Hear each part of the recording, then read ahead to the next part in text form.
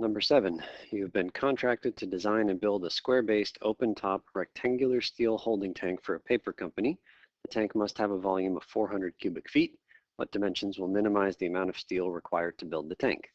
First thing we'll do is draw our open-topped box. So this will be the top of my box. It is supposed to be a square. And then below it will be the rest of my box, also supposed to be a square. Should be the same square. And then we'll connect the lines that we can see. And then a dotted line for this one that goes from the far back left up to the far back left top. Okay, and we're going to go ahead and label this box with some letters. So all we know is that it's open-topped and the base is square. So the base is the square that's in the board right now. So this is an L and this is an L.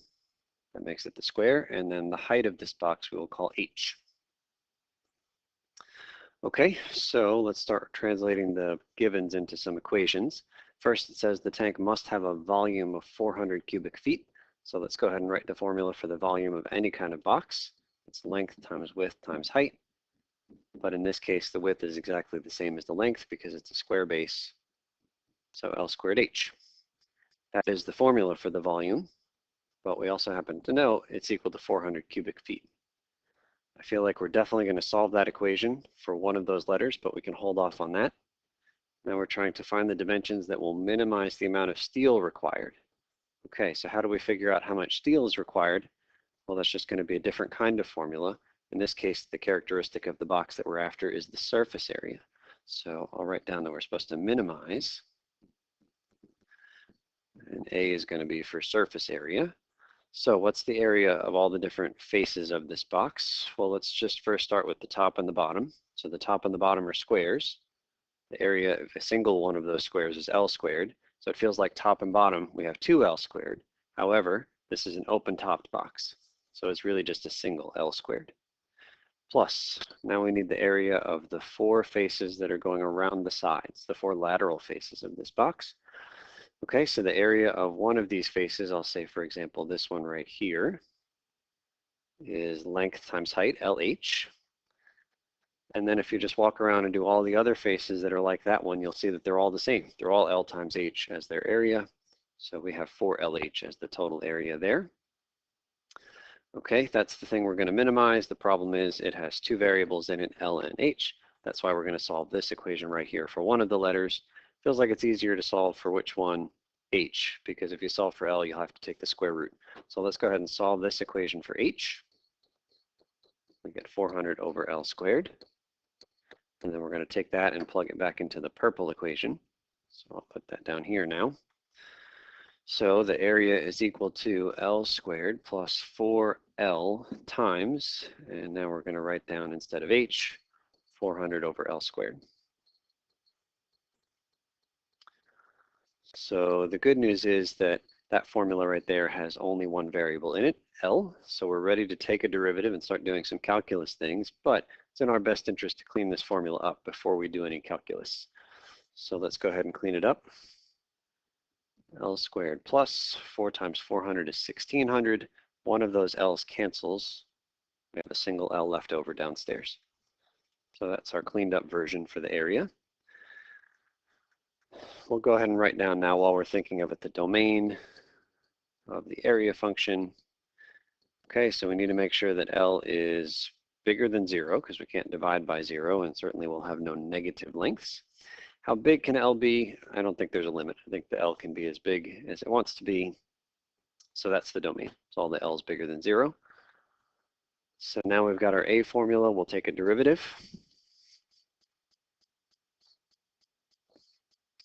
So A prime equals 2L. Derivative of 1600 over L, you might have memorized it as a special case. It's a constant over X. So it becomes minus 1600 over L squared. If you don't have that memorized, then rewrite 1600 over L. Rewrite this term as 1600 times L to the negative 1. And then do the power rule, and eventually you'll get there. We have our derivative. We're interested in places where the derivative is undefined. That happens when L is 0, but definitely L isn't going to be 0 in this problem. So really we want to know where the derivative equals 0. So I'm going to go ahead and multiply both sides by L squared to get rid of the denominator. So multiply here by L squared and multiply here by L squared.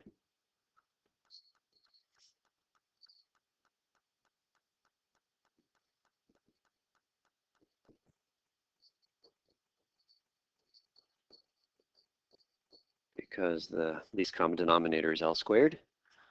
So what do we get when we distribute that L squared through? We get 2L cubed minus, and then when you distribute the L squared here, it cancels with the 1 in the bottom. That's why we did it. Right-hand side times L squared is still 0, and now we have an equation that's pretty easy to solve. So we'll go ahead and add the 1600 to both sides, divide by 2, and finally take the cube root. So this is the exact answer. We'll go ahead and type it into the calculator to get a decimal. So the cube root, there is a button inside of math. You can see it there is number 4. Cube root of 800, you can type it that way. You could also have done 800 to the 1/3 power. So we get about 9.28. Let's go ahead and quickly verify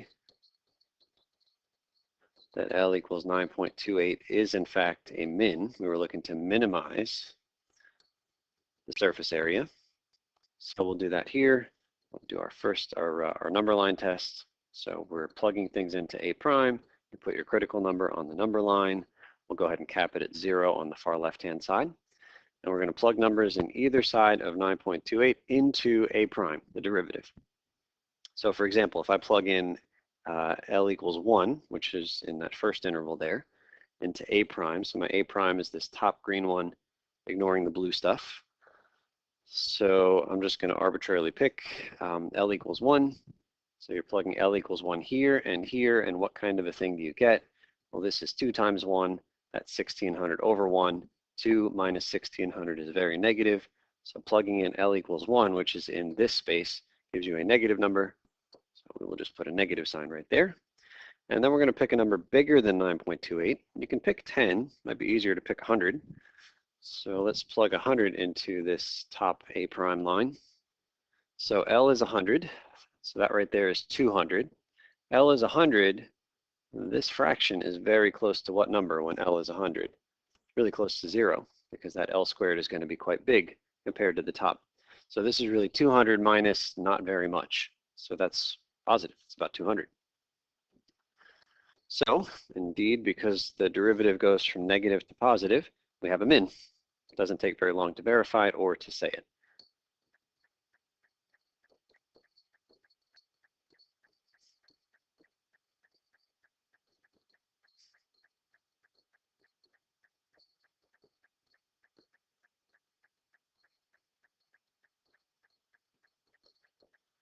Okay, I think the last thing to do here is to find what the value of h is. We figured out L is about 9.28.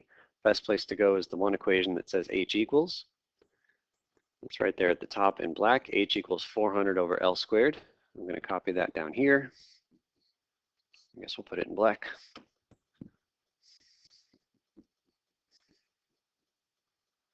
So 400 over this 9.28 squared. That's about equal to, we'll make this an about equal to. So we'll type it into the calculator. I'd encourage you to use the number that you have. Don't retype that 9.28. So here I'm going to do 400 divided by second answer. So we get 43.09-ish. Something is wrong. Oh, I should have done answer squared. So let's try it again. So we're going to clear that. We'll do second entry to get back to the number I wanted. Then we'll do 400 divided by that number squared. Second answer squared. This should do it. We get 4.64. There actually is a quite nice relationship between these two numbers. You might think about what that is. That is not a coincidence.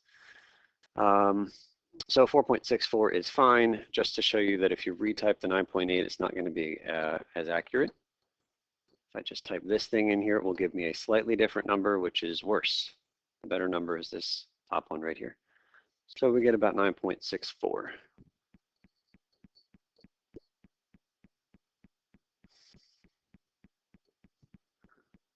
we get 4.64. So I'll just write down the final answer of this problem. The dimensions of this thing are 9.28. That was one length, but remember there was another copy of that length, and then there was finally the height, 4.64. So that right there is our final answer.